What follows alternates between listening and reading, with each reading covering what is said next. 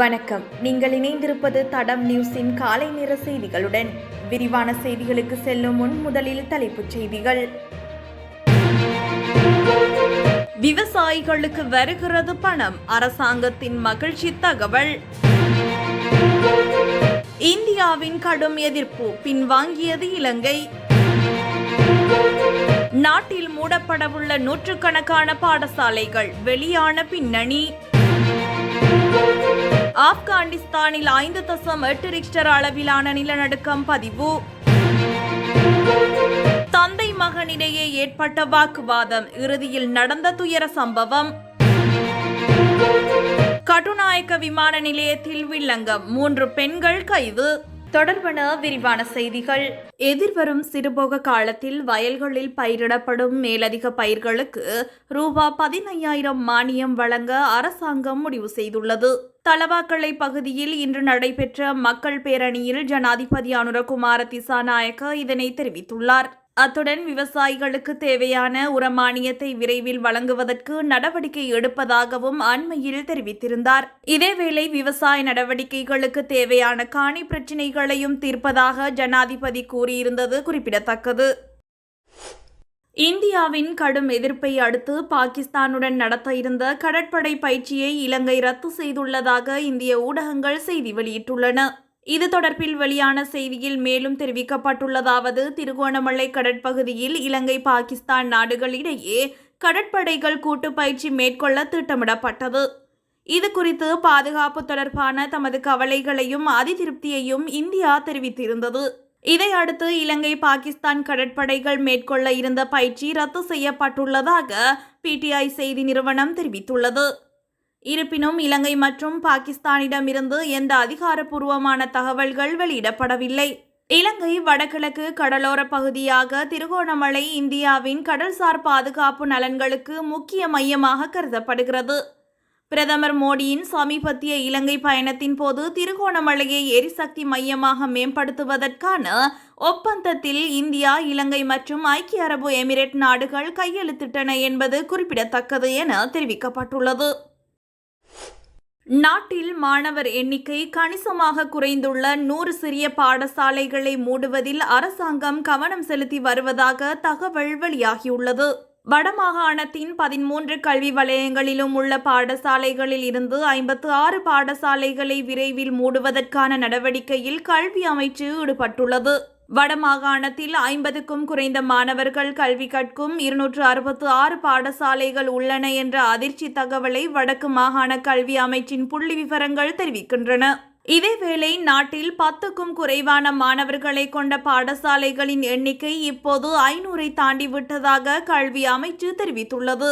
அவற்றில் அதிக எண்ணிக்கையிலான பாடசாலைகளில் 2 அல்லது 3 மாணவர்கள் மட்டுமே உள்ளனர்.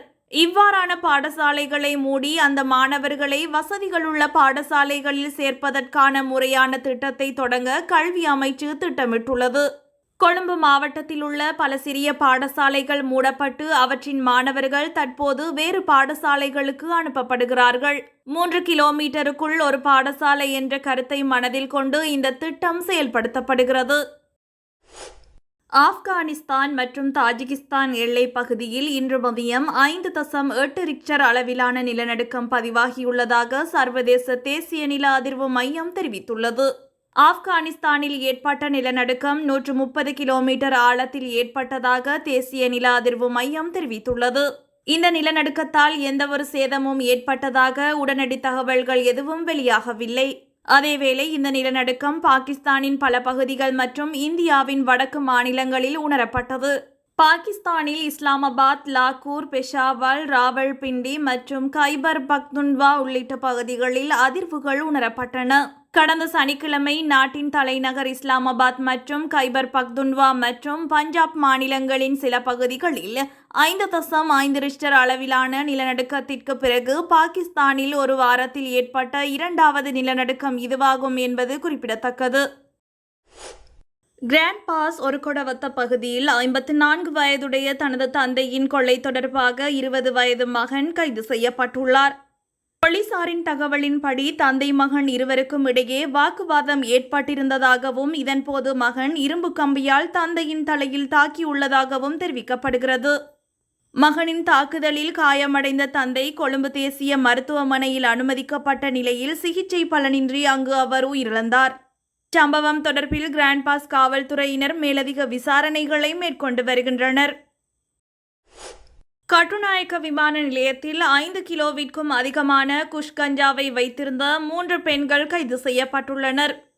ரகசிய தகவலின் அடிப்படையில் விமான நிலைய அதிகாரிகள் ஒரு பெண்ணிடமிருந்து 1.104 கிலோ கஞ்சாவையும் மற்றொரு பெண்ணிடமிருந்து 1.856 கிலோ கஞ்சாவையும் மூன்றாவது பெண்ணிடமிருந்து 2.288 கிலோ கஞ்சாவையும் பறிமுதல் செய்தனர்.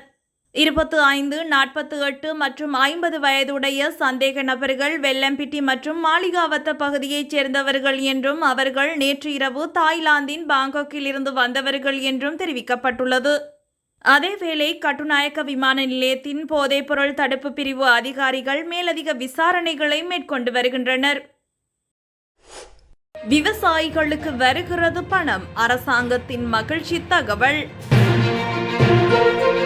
இந்தியாவின் கடும் எதிர்ப்பு, பின்வாங்கியது இலங்கை.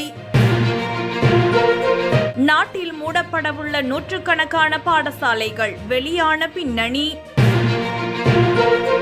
ஆப்கானிஸ்தானில் 5.8 ரிக்டர் அளவிலான நிலநடுக்கம் பதிவு. தந்தை மகனிடையே ஏற்பட்ட வாக்குவாதம், இறுதியில் நடந்த துயர சம்பவம். கட்டுநாயக்க விமான நிலையத்தில் வில்லங்கம், 3 பெண்கள் கைது. இதுபோன்ற செய்திகளை தெரிந்து கொள்ள தடம் நியூஸ் சேனலை சப்ஸ்கிரைப் செய்து அருகில் உள்ள பெல் பட்டனை கிளிக் செய்யுங்கள். மேலும் இதுபோன்ற செய்திகளை உடனுக்குடன் தெரிந்து கொள்ள தடம் fm.com என்ற இணையதளத்தின் வாயிலாகவும் எங்களுடன் இணைந்து கொள்ளுங்கள்.